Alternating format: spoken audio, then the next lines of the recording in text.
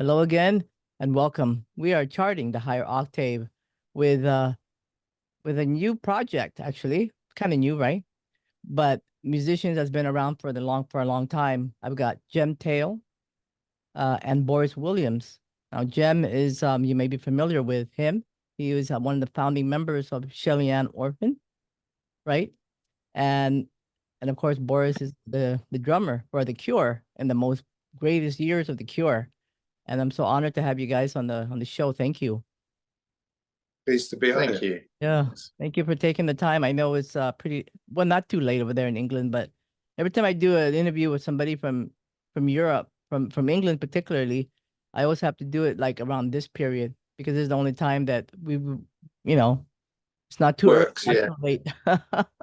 Yeah, and it's okay. I mean, I'm glad that we were able to connect with Zoom, right? Yeah, no, it's amazing, isn't it? It's a good tool. Yeah, so when I found out about this, I'm like, big shout out to Michelle from UTM Music Group. When he told me about this, I'm like, wow, really?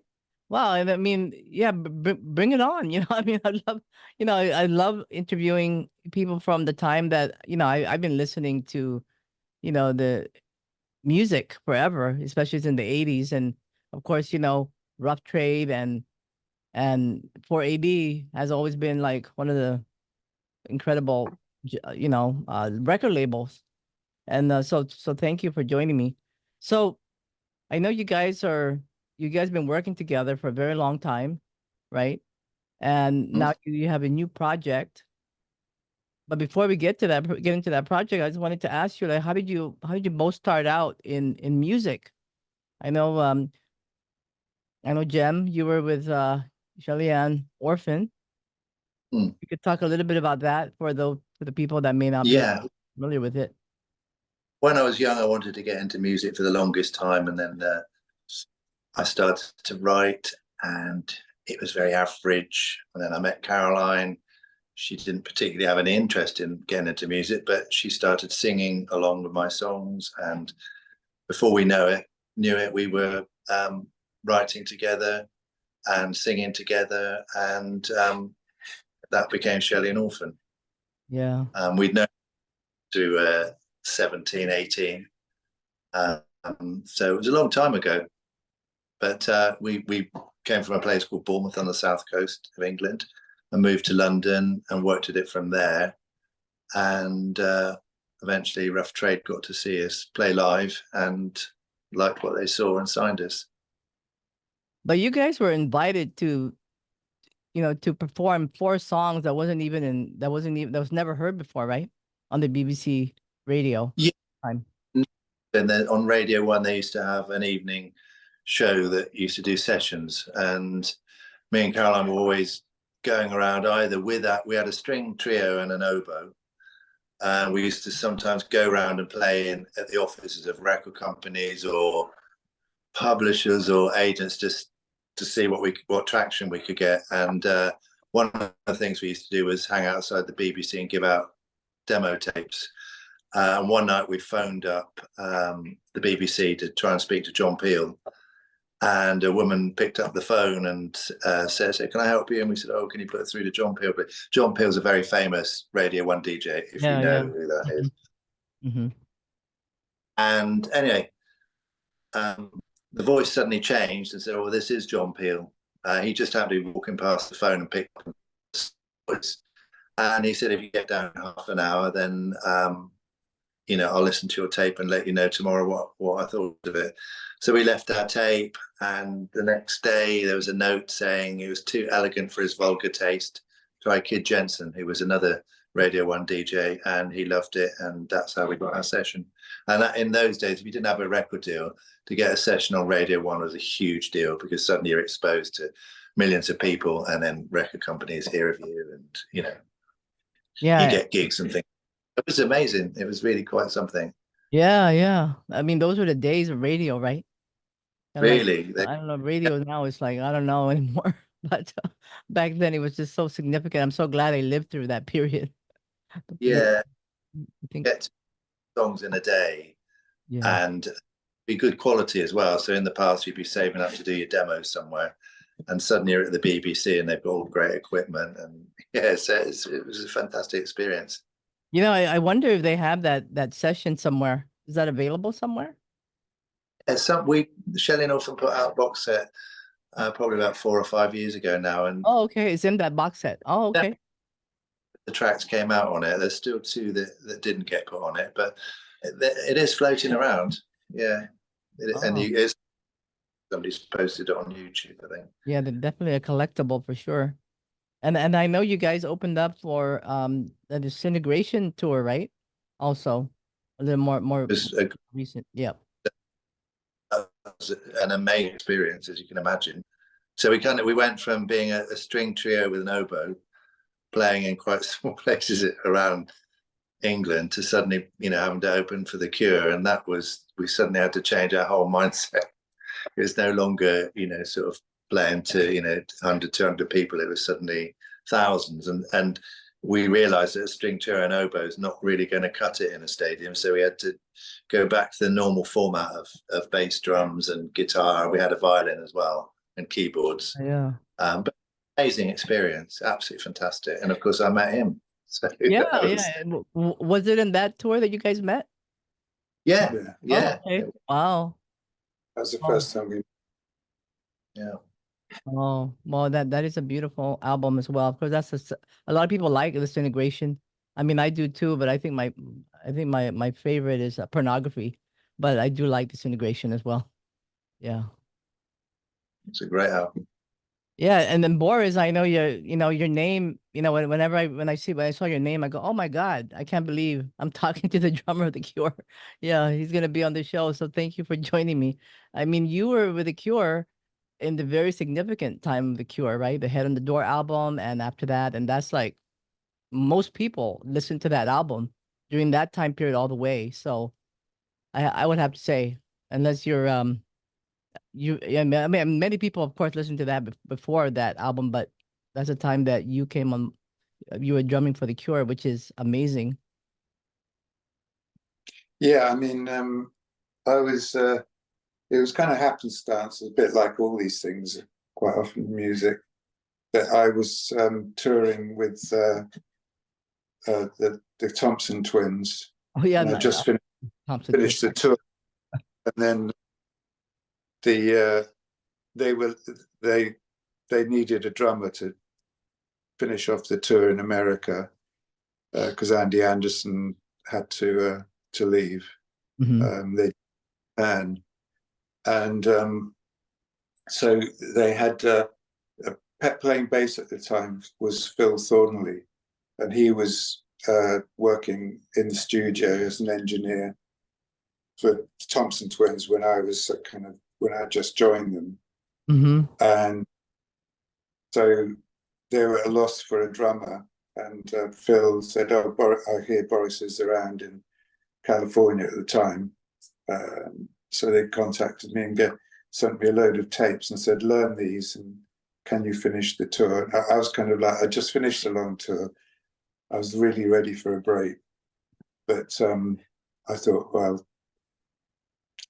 I can't give this up as an idea. So I kind of turned up at a couple of sound checks.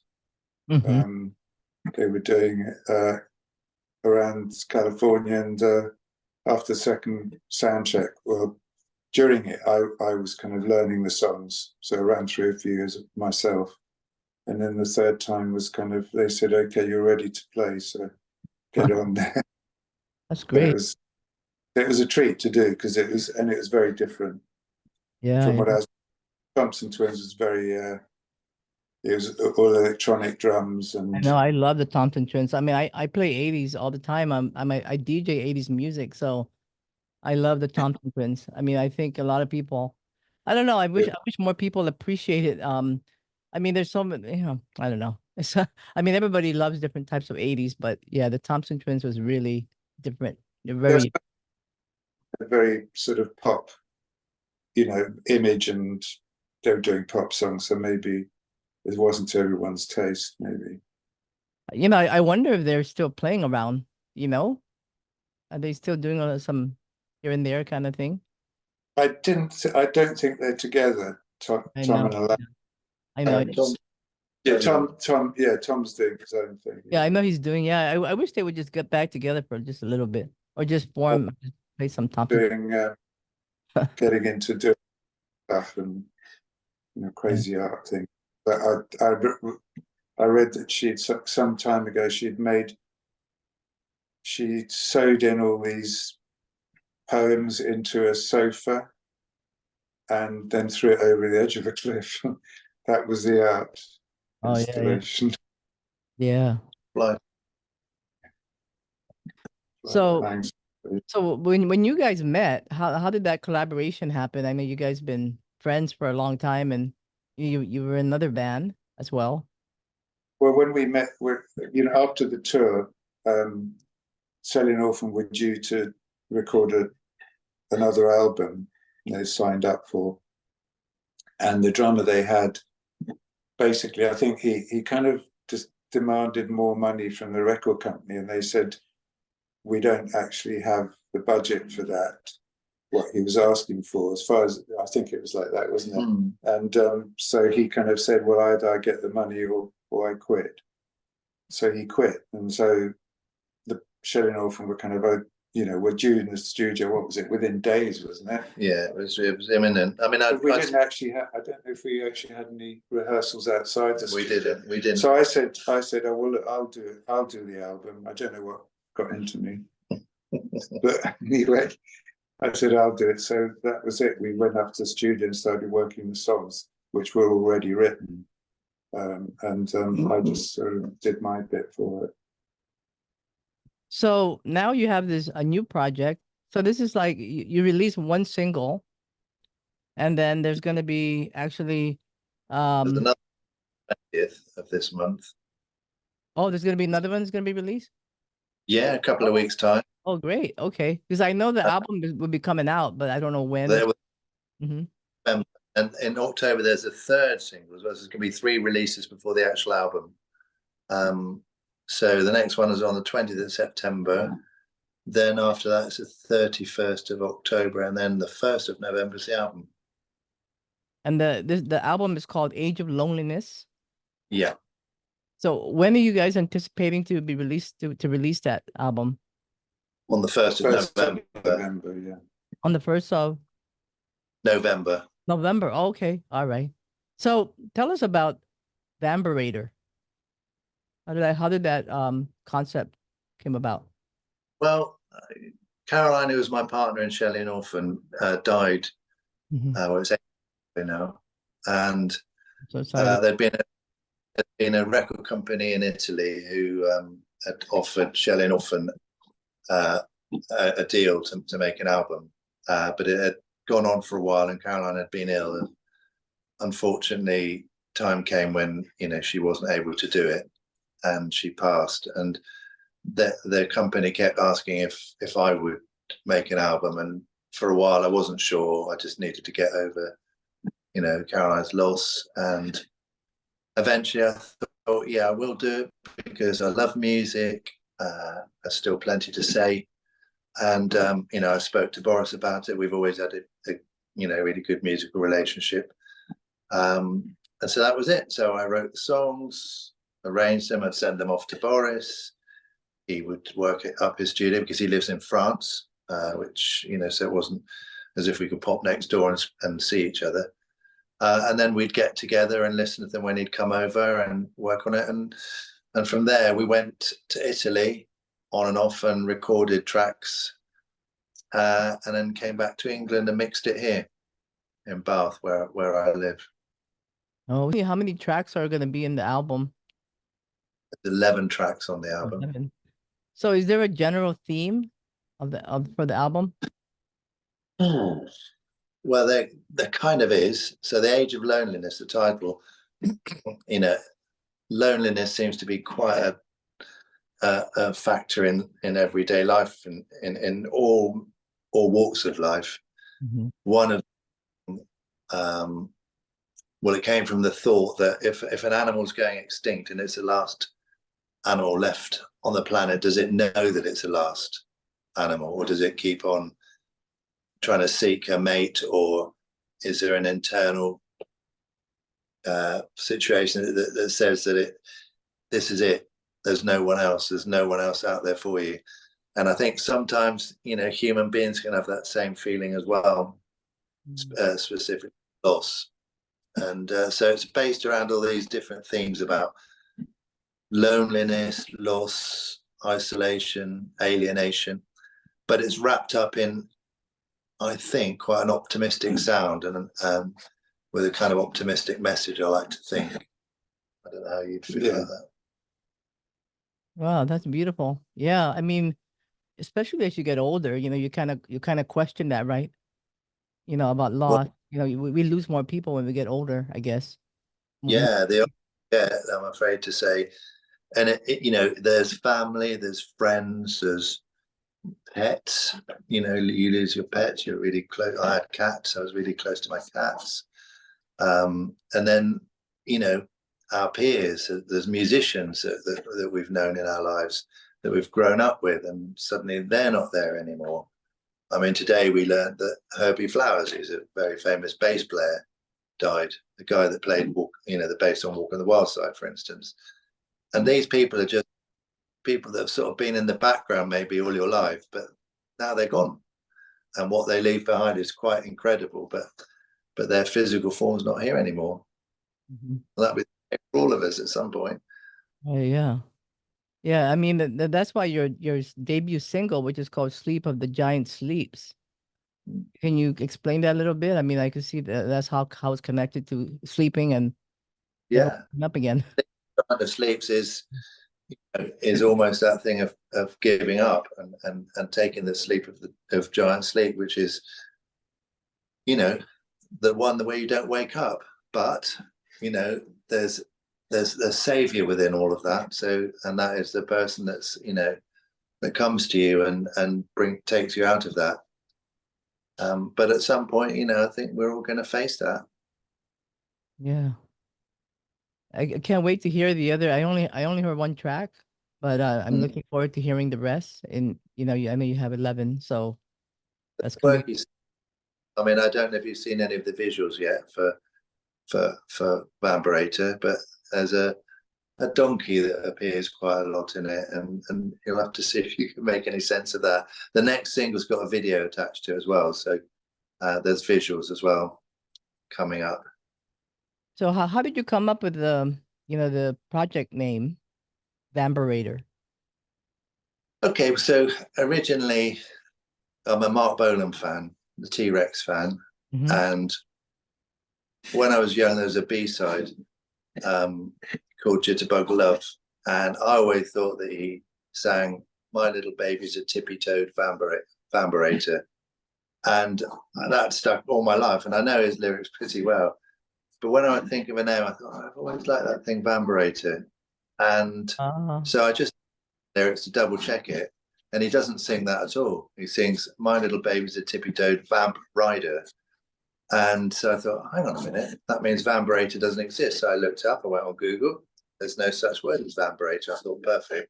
We can attach whatever we like to it. Vamberator can be whatever we want it to be. So that's how the name came around.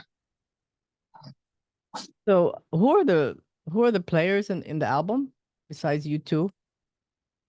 Well, we've got Charlie Jones, played some bass on it, who has been in Gold Frap and is actually out on tour with a Cult at the moment. And then there's different string players. I've got a fantastic female vocalist called Jo Nye, and another one called Annie Barbazza in Italy. And yeah, that's pretty much it. So horn players, string players, some oboe. They were people that we called in. So the nucleus is me and Boris. Yeah. And you know, at some point we're just in the throes of hopefully getting a band together so we can do this live. Oh yeah. That was my next question. If you're gonna perform live. Yeah, that's the. And it's quite possible. We've been asked to do some dates, so we've just got to find a way of doing it which justifies the album, you know, the sound. So do you guys share the songwriting? No, Jem writes all the songs. they're pretty much complete when we went in the studio, and then some minor changes happened, but basically Jen has a whole picture already there. It was, you know, it was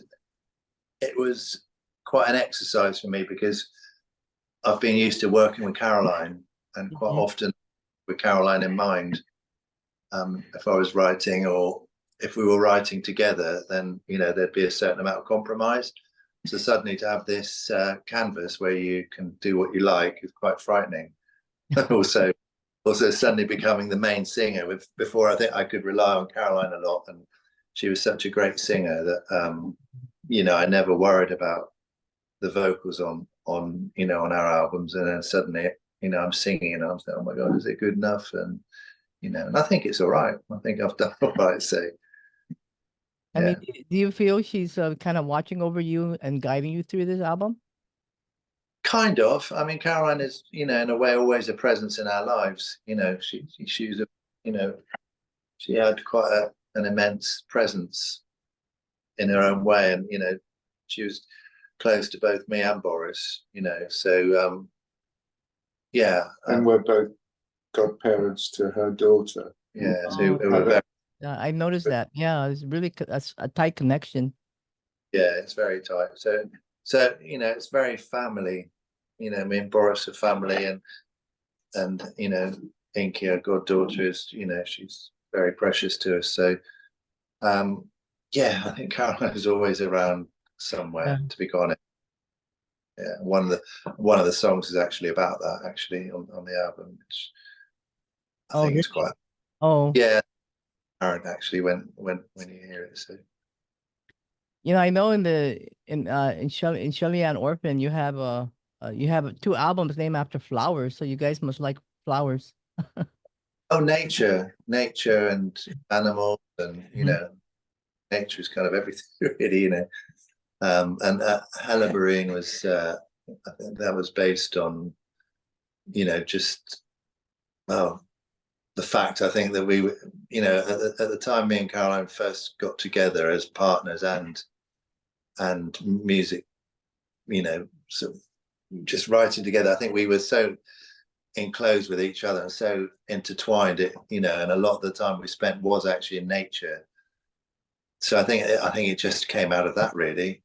You know, I think and Century Flower was I can't remember what the flower is, but there is a flower which blooms once in a century, and and it's also a term for when you have ideas, when one idea can change a century, you know. So I think it was based around that, and you know, time as in 100 years, you know, for something to happen and bloom. Yeah. I mean, it's almost like a transit in astrology, when a planet just like comes and then you never see it again in this lifetime. You know, it's kind of like that. Yeah.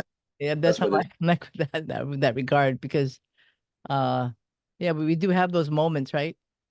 When you kind of meet somebody, and if you weren't there at that moment, you wouldn't have met them, kind of like that. Yeah, well, we were actually talking about that today, just saying me and Boris, our lives have been influenced by the fact that at some point Robert Smith decided that Shelleyan Orphan would go on tour, and at that point we didn't know each other, and actually how much that's kind of influenced our lives, you know, away from the Cure, maybe away from Shelleyan, but we've still, you know, we've traveled this same path because of that. Yeah, that's right. Yeah, and you know, and she was invited, you know, to do some songs in the This Mortal Coil, right? She was, yeah. Ivo really liked her voice, and yeah, and I think for me personally, I think they're the best songs on This Mortal. Being a bit biased, I do. I think Late Night is just fabulous. I think it's incredible vocal. Sid Barrett, yeah. This Mortal Coil is amazing. I just love This Mortal Coil. That's why when I met John Fryer, I was like, oh, yeah, I was really grateful for that. Yeah, it's like a great inspiration. Yeah, he actually has a new single coming out. It's out already. I think it's out already. Yeah, right. On your What's that? Is it on 4AD? No, it's it's on COP. Right. Okay. Yeah. Yeah, it's just a single. It just came out recently. I was just listening to it. So this is great. I mean, I'm looking forward to the rest of the album when it comes out. And thank you for sharing all that. There's so much to talk about, you know. You know, your early history and of course your collaboration together, and I'm glad that you guys put this out, you know, this new collaboration, this new project.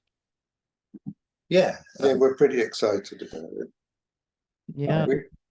Yeah, no, definitely. I mean, it's just fascinating to see, you know, how people will take it. You know, it's been gestating for a while, and you know, we're not part of a movement or, you know, Particular genre. yeah. So it's quite interesting. You know, it's just going to be interesting to see where it all goes, to be quite honest. But very happy to be doing it. You know, it's very important, I think.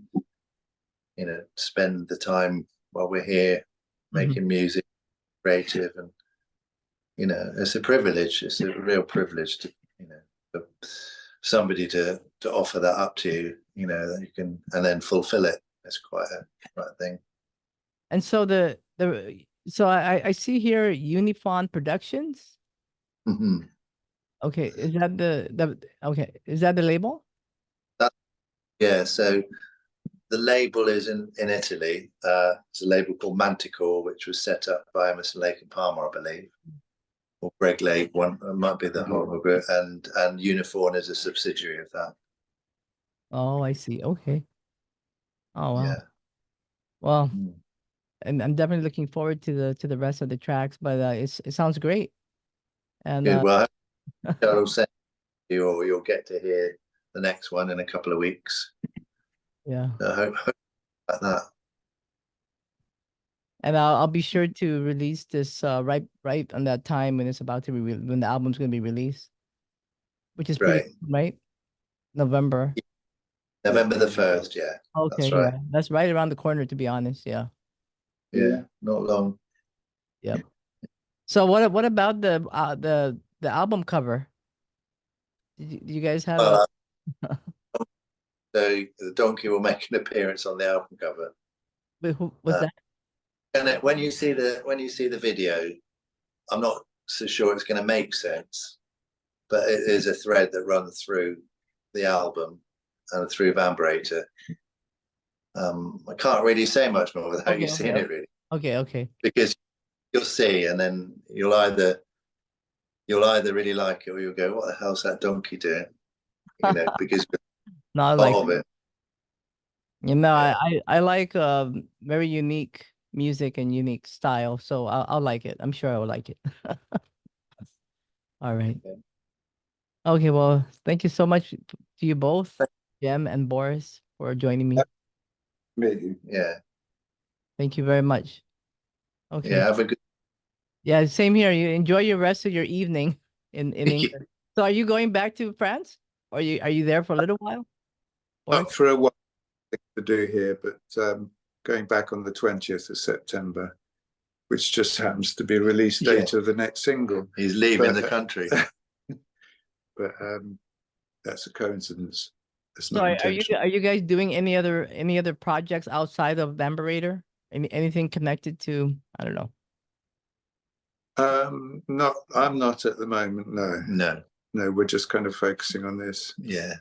There's not enough time at the minute anyway to do anything. I mean, we just want to get this off the ground and see if people take up with it, then we can move on and do the live thing and do some more recording. Yeah.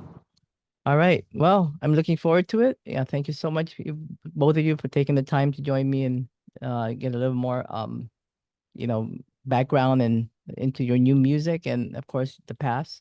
Thank you for sharing that. Okay. Thank you very much. Thank you. Okay. Take care. Bye.